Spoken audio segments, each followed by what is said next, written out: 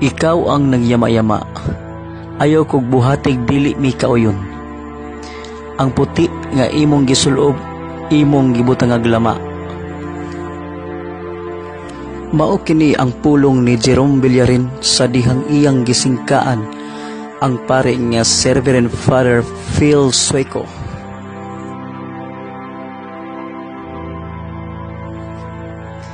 Pipila ka adlaw ang nilabay, gipadakop si Jerome kay lagi kuno. Nagsaba-saba og nagsamok-samok sulod sa simbahan. Ug gipasinginlan kini nga usa ka leader sa kulto. Mao hinungdan sa iyang pagkapriso. Offending the religious feelings. Base kini sa Article 133 of the Revised Penal Code. It is committed by anyone who, in a place devoted to religious worship or during the celebration of any religious ceremony, shall perform acts notoriously offensive to the feelings of the faithful. Mao kini hinungdan sa iyang pagkabilanggo. Unsa magyud ang sinugdanan ni ining tanan? Igo na ba kini nga motuo kita sa mga post sa social media?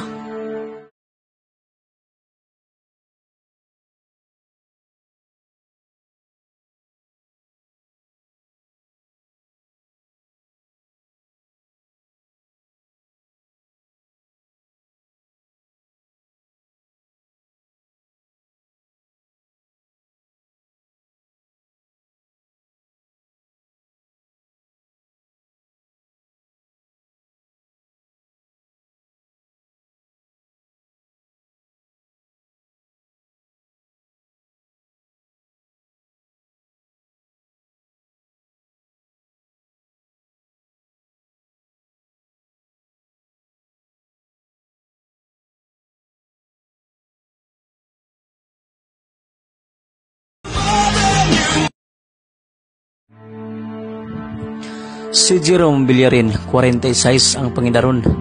Anak kini ni Mr. and Mrs. Edna and Fernando Villarin nga lumulupyo usab sa Tagaytay, Bito, Barilis, Cebu.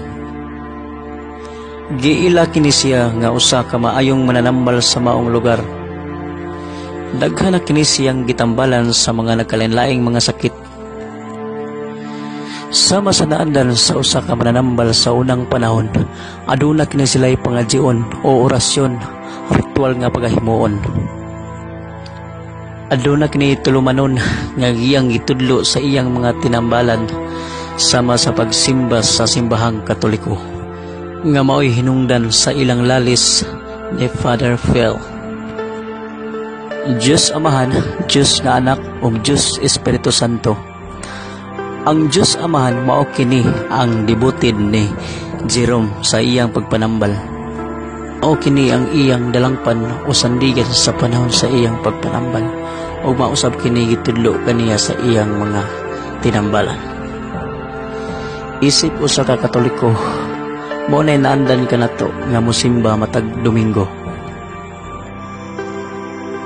Ang pag-report sa walay klarong impormasyon mao'y hinungdan sa panaglalis o kagubot. Mao kini nahitabo sa panaglalis tali ni Jerome Villarin o ni Father Phil. Usa sa mga hinungdan orason nganong gisiradaan ni Father Phil ang simbahan sa Mantalungan. Tungod kini sa mga report o isyu nga way klarong kamatuoran. Leader sa grupong gialigahan nga nagsamok sa gipahigayong misa sa piyesta sa Barangay Mantalungan lungsod sa Barili. Mihatag siyang habig sa nahitabo. Hugot niya gipangimakak nga usa ka kulto ang ilang grupo. Sa ira nato ang istorya nila pinaagi nining report. Sa unang higayon nagpa-interview sa GMA Regional TV Balitang Isdak sa social media si Jerome Villarin. Siya ang lalaki nga nasa video nga gidakop sulod sa simbahan kay matud pa nagsamok atol sa gipahigayon nga misa sa Mantalungan lungsod sa Barili. Nakagawas na siya human nakapiyansa sa kaso nga gipasaka kaniya ngadto sa NTCC Barili. Nagpaila si Villarin nga usa ka mananambal ug ang iyang mga tinambalan ang kauban niya kaniadto sa simbahan. Gipanghimakak niini nga kulto ang ilang grupo tungod kay mga binunyagan man kuno sila nga Katoliko. Gani siya kanhi usaman kaalagad sa simbahan.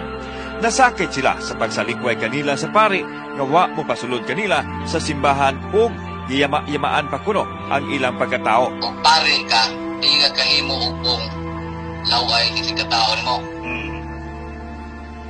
Una, abot na punto na nanimba may nagisirad-an may sa puntahan. Kung nakita na din sa video, sir. Yeah. Primero na, gisirad-an may diha na gawas ng luod. Nakita niya, sir. Yes. Pag ikaduha, maulang ihapon, nga si Iyaming Abugon. Dili lang kuno kini, kausa ka higayon na hitabo, busa na hitabo ang pagsaka sa ihang tingog sulod sa simbahan apan giklaro niya nga wa pa magsugod ang misa ni atong tungura. Usa naka-trigger ato sa nga medyo ni taas imuhang tingog. Tugon na silang ibuhat, sir, nga istorya sa pare. Nga di may basibahon. Sunod.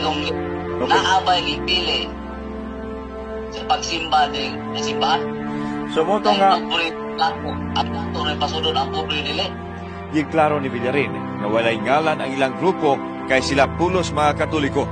Gipang himakak nini ang pasangil kaniadto nga iyang gipamuak ang mga imahin sa ilang Pinoyanan. Inay gipakita nini nga anaa mga imahin sa iyang balay din himuon